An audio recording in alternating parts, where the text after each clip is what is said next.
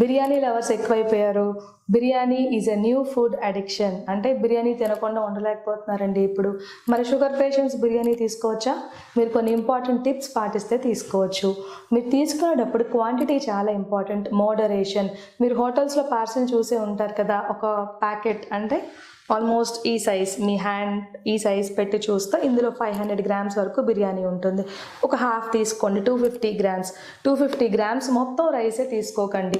150 grams rice, ఒక 100 grams వరకు chicken pieces తీసుకుంటే షుగర్ లెవెల్స్ పెరగకుండా ఉంటాయి.